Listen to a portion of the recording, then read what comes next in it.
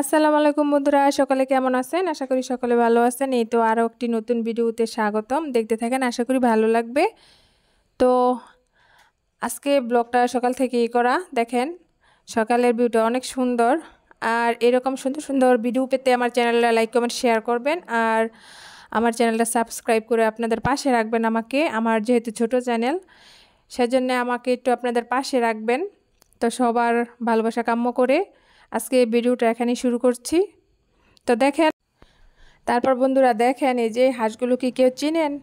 এই হাঁসগুলো আমাদের গাজীপুরের ভাষায় বলা হয় চীনা হাঁস, যেটাকে চীনা হাঁস বলে। আর আমি যেই হাঁসগুলো পালি, অনেকে আমার ভিডিওতে ওই হাঁসগুলো দেখেছেন, দেশি হাঁস। তো ওগুলো হচ্ছে পাতি হাঁস, আমাদের এলাকায় পাতি হাঁস বলে। আর এগুলো হচ্ছে চীনা হাঁস। এই হাঁসগুলো অনেক বড় হয়। আর আজকে এগুলা জবাই করা হবে আর তারপর রান্না করা হবে।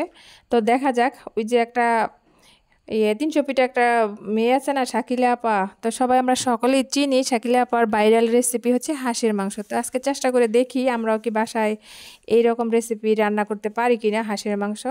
তো দেখতে থাকুন, ভালো লাগবে। আর দেখে মতামত জানাবেন আমরা কি পেরেছি কিনা ঠিক তেমন রান্না করতে।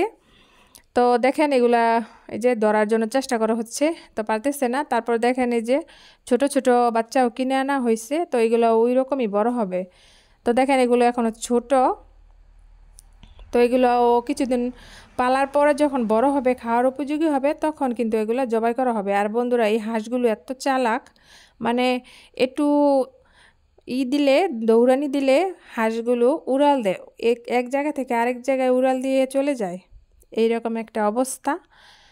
তো এই যে দেখতে থাকুন, আশা করি ভালো লাগবে। আর হাঁসগুলো দেখেন, এই ছোট ছোট বাচ্চাগুলো কিছুদিনের মধ্যেই বড় হয়ে যাবে। এগুলো নাকি তাড়াতাড়ি বড় হয়, তো আমরা সঠিক জানি না।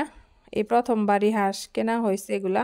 তো দেখেন এই যে জবাই করা শেষ, এখন এগুলা পরিষ্কারের প্রস্তুতি চলতেছে। আর এগুলা হাঁস পরিষ্কার করতে এত বিরক্ত, এত ঝামেলা। দেখেন দুটোটাই জবাই করা হয়েছে, তো এগুলো পরিষ্কার করা হচ্ছে এখন।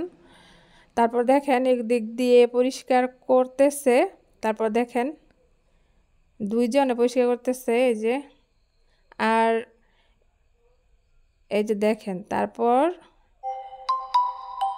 এই যে দেখেন, তারপর এগুলার কাটাকাটিও হয়ে গেছে। এই যে দেখেন মাংসটা এত সুন্দর হয়েছে। দেখেন অনেকে ভাবতেছেন কি এগুলো গরুর মাংস, না বন্ধুরা, এগুলো হচ্ছে হাঁসের মাংস। দেখেন একবারে লাল টুকটুকে হাঁসের মাংস।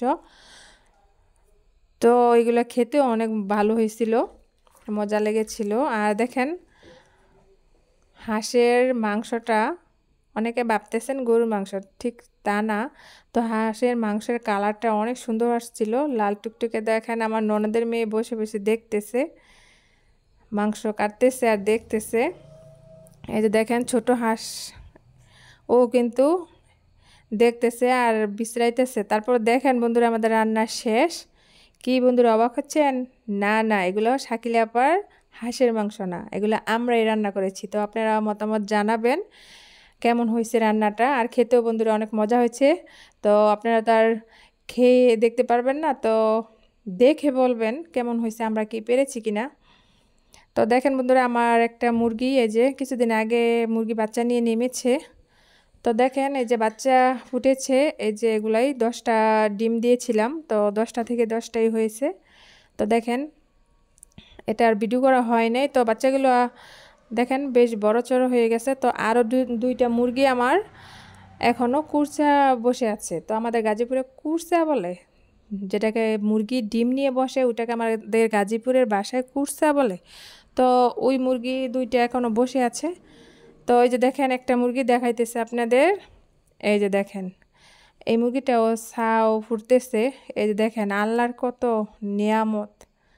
দেখেন ডিমের ভিতরে মার খাবার ছাড়া, অক্সিজেন ছাড়া, আলো বাতাস ছাড়া কিভাবে একটা বাচ্চা বেঁচে থাকে, আর কিভাবে বাচ্চাটা নিজের ইচ্ছাকৃত নিজে ঠুকরিয়ে ঠুকরিয়ে ডিমটা ফাটিয়ে তারপর নিজের শক্তি দিয়ে বের হয়। এটাই অবাক বিষয়, ঠিক না? তো দেখেন এই যে এই মুরগিটাও কিছুদিনের মধ্যেই নেমে যাবে। তো আল্লাহর দুনিয়ায় সবই সম্ভব। তারপর দেখেন আমি ডিমটা দেওয়ার পরে ডিমটা আবার ঠোঁট দিয়ে ভিতরে দিয়েছে, মানে তা দেওয়ার জন্য।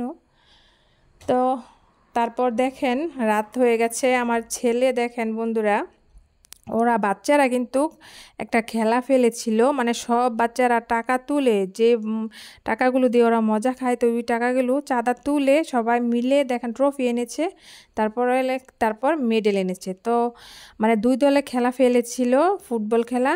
এই যে দেখেন আমার ছেলেরা জিতে এনেছে। তো এই যে আমার ছেলে দেখেন মেডেলও পেয়েছে আবার ট্রফিও পেয়েছে। তো ও তো ভালো খেলে, সেই জন্য ট্রফিটা ওর কাছেই। তো সকলে মাশাআল্লাহ বলবেন। আর আমার ছেলে ফুটবল প্রেমিক, ও অনেক পছন্দ করে ফুটবল খেলা, মানে খাওয়া দাওয়ার কোনো খবর নাই, ও খেলাটাই খুব পছন্দ করে। তো বন্ধুরা আজকে এই পর্যন্তই, আল্লাহ হাফিজ।